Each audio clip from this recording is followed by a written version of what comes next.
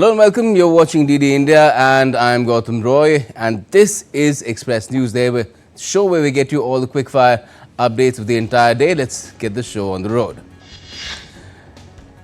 Marking the beginning of India's budget session, India's President Draupadi Murmu was on Friday welcomed in Parliament premises by Vice President Jagdeep Dhankar and Prime Minister Narendra Modi. President Murmu arrived in Parliament in a 6-horse-driven ceremonial buggy escorted by the horse-mounted presidential bodyguards. She was also given a guard of honour kick-starting the budget session. India's President addressed a joint sitting of both houses of Parliament to signal the start of the nation's budget session. President Murmu said that the government has only one aim and it is to make a Viksit Bharat or developed India. President Murmu also said that India is presenting an example to the world by becoming a pillar of economic, social and political stability.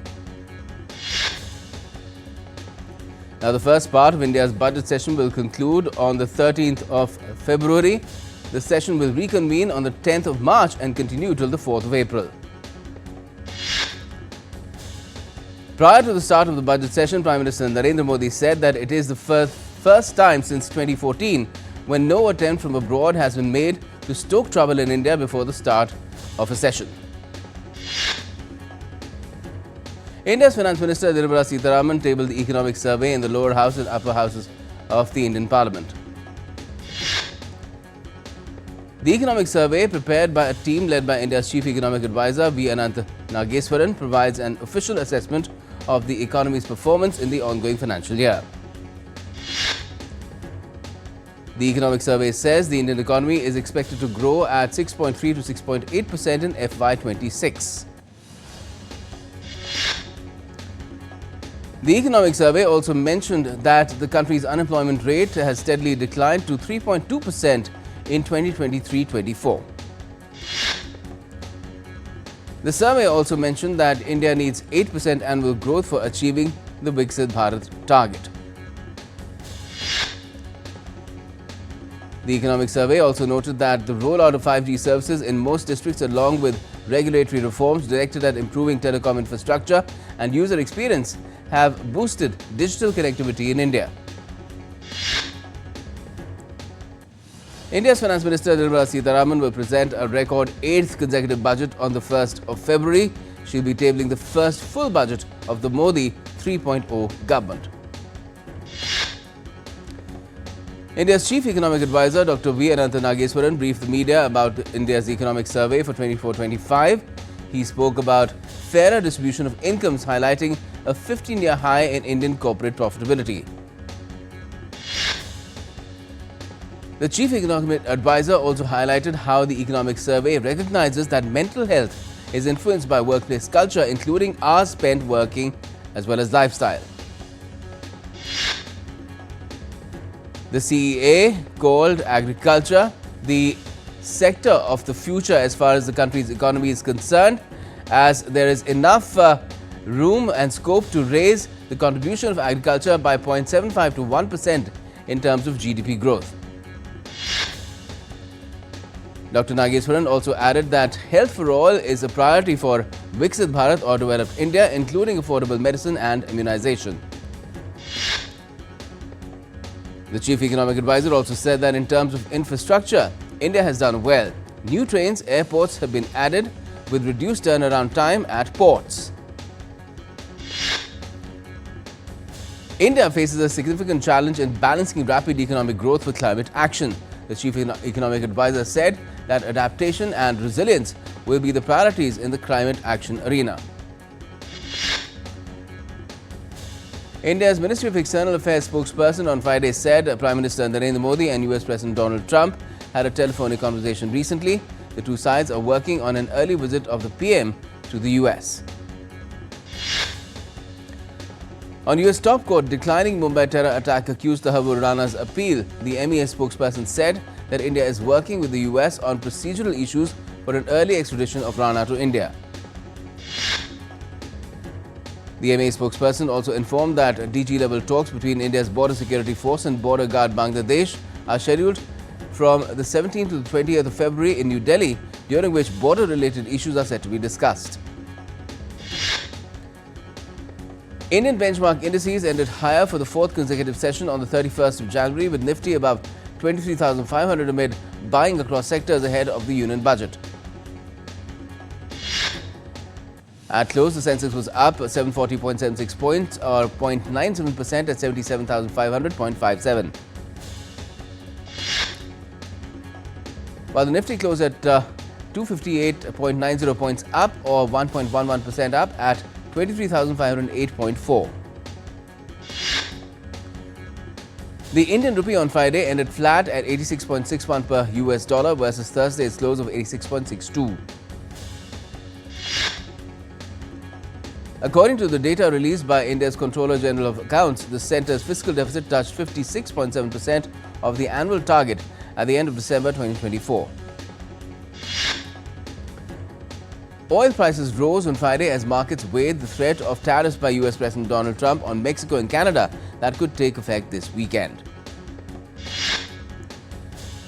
Brent crude futures for March, which expires on Friday, gained 27 cents at 77.14 USD a barrel.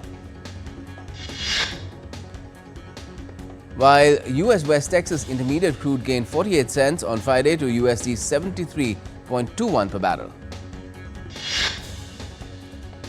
European stock markets were higher Friday. Benchmark Stock 600 was up by 0.4%. Stock 600 is set to end January with a monthly gain of more than 6%, outperforming the US S&P 500. The UK's FTSE 100 rose 0.39%, while France's CAC 40 was up 0.35% and Germany's DAX was up by 0.08%. Meanwhile, Germany's unemployment rate has risen at the start of the year, increasing by 11,000 in seasonally adjusted terms to 2.88 million. Sri Lanka's consumer prices fell by 4% in January, recording the highest deflation rate since July 1960, as the South Asian nation emerges from its worst economic meltdown. In an update on the Washington DC mid-air collision, the crash between a passenger jet and the military helicopter has resulted in one of the deadliest air disasters in the US in over 20 years, after claiming 67 lives. The US's National Transportation Safety Board has launched an investigation into the mid-air collision, and the NTSB has recovered the flight data and cockpit voice recorders from the passenger jet. US President Donald Trump on Thursday, without providing evidence, linked the deadly mid-air collision of two aircraft in Washington, D.C. to his predecessor Joe Biden's diversity policies. During the White House press conference, Donald Trump said the deadly plane crash was the result of the Federal Aviation Administration's efforts to hire a more diverse and equitable workforce. India's Prime Minister Narendra Modi has expressed grief over the loss of lives in the Washington, D.C. crash. In a social media post, the Prime Minister wrote, "The nation stands in solidarity with the people of the United States." US President Trump has signed a memorandum on aviation safety following the DC mid-air crash, consistent with the presidential memorandum of the 21st of January 2025, keeping Americans safe in aviation. And coming to fresh orders, the US President said he'll decide whether to include crude oil imports and tariffs on Canada and Mexico that are due to take effect within days. Meanwhile, Trump confirmed he was going ahead with his previously announced plan to begin imposing a 25% levy on all Canadian and Mexican imports from Saturday.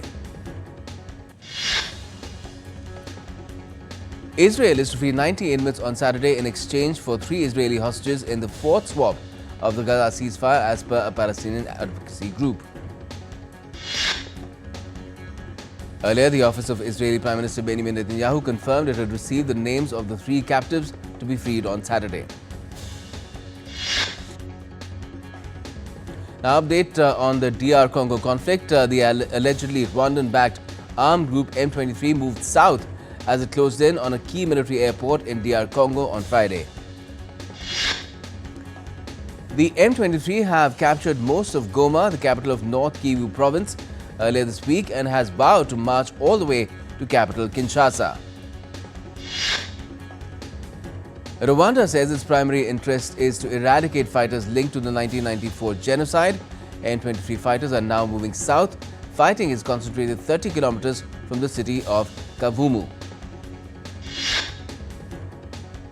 The UN on Friday has voiced alarm at the violence in eastern DR Congo, warning of summary executions and widespread rapes.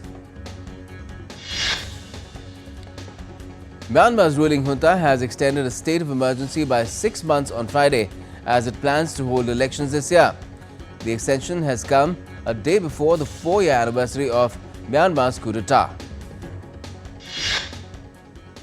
We're taking a quick break at this point. In Express News, we'll be back with more updates in just a bit. Stay with us.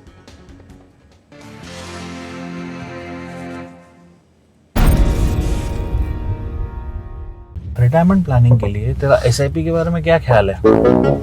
Retirement अभी तो पूरी life बाकी है यार।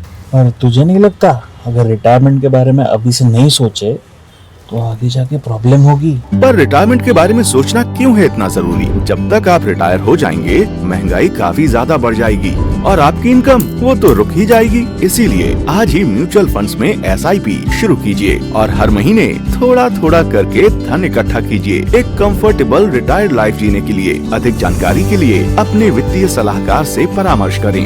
LIC mutual fund द्वारा निवेशक शिक्षा की एक पहल। म्यूचुअल फंड निवेश बाजार जोखिम के अधीन है। योजना से संबंधित सभी दस्तावेजों को ध्यान से पढ़ें। पढ़ता है, खेलता है, झूलता उछलता है, दौड़ता कभी कभी दौड़ कराता है, आगे आगे बढ़ता है इंडिया, अमूल दूध पीता है India.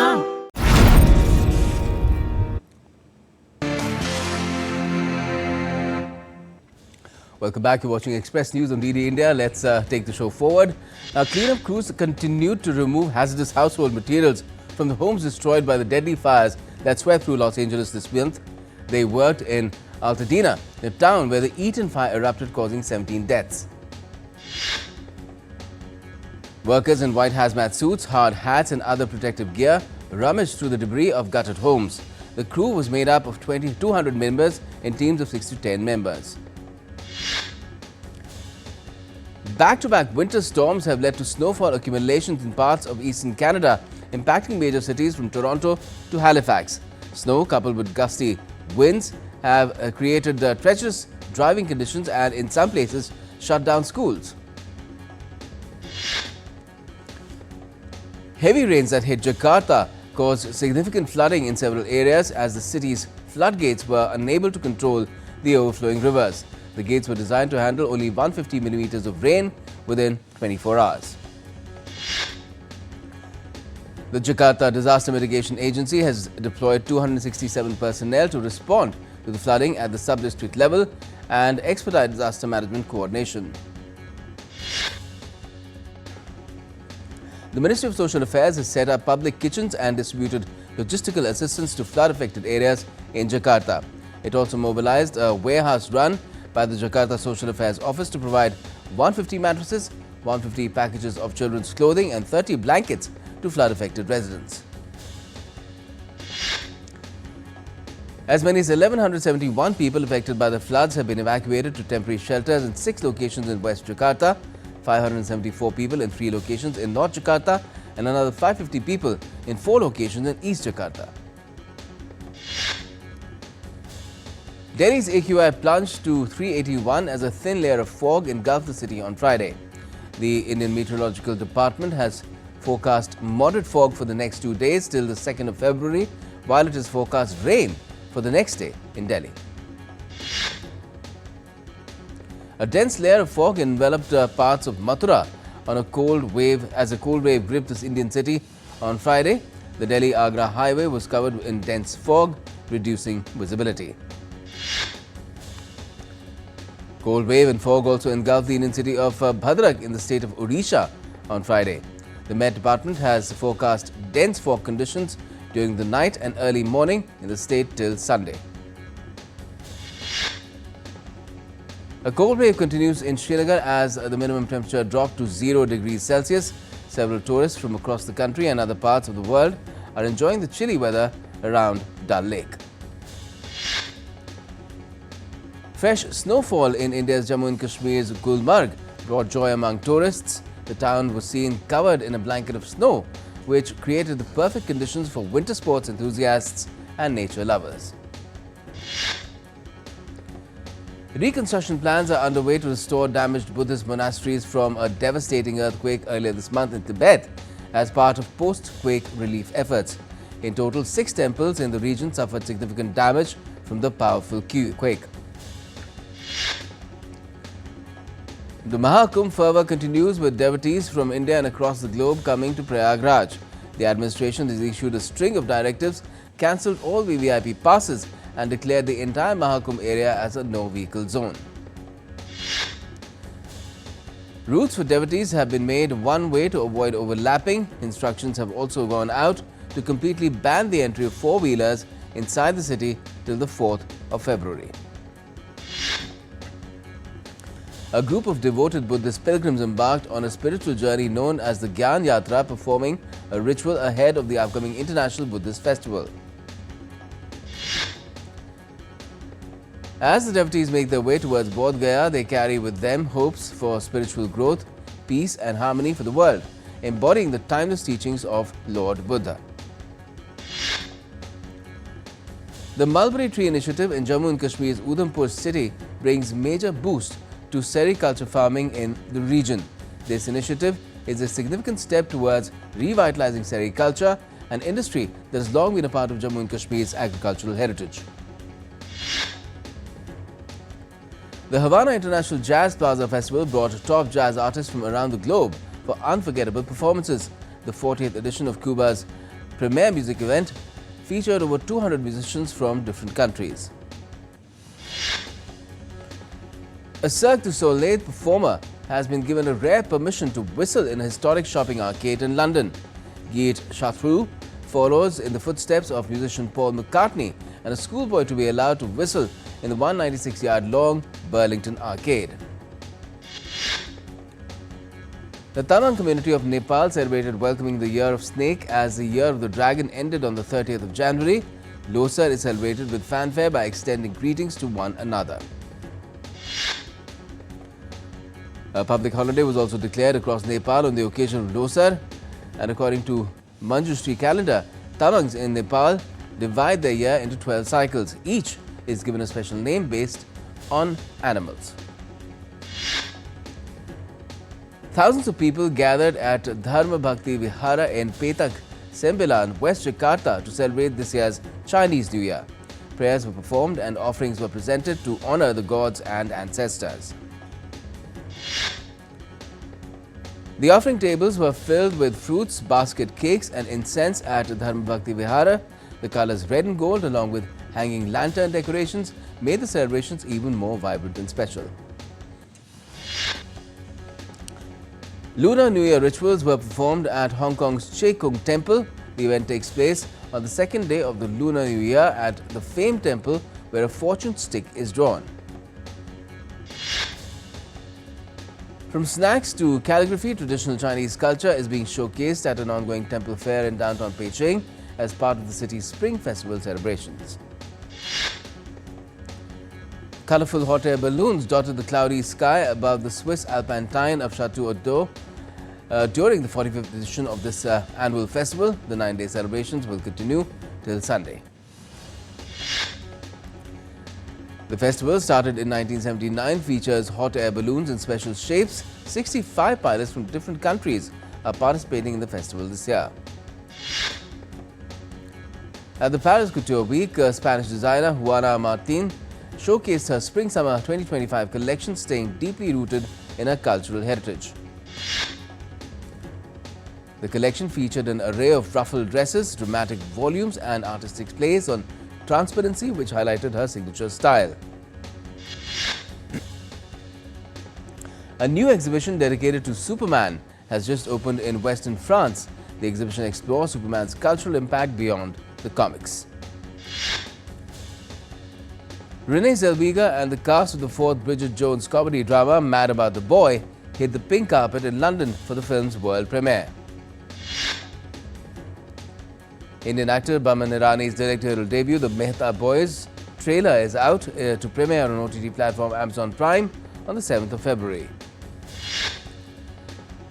The makers of Shabana Azmi's starrer Dabba Katil have released the teaser of the series, sporting an all-women lead cast. The series stars Jyotika and Sai Tamhankar in lead roles.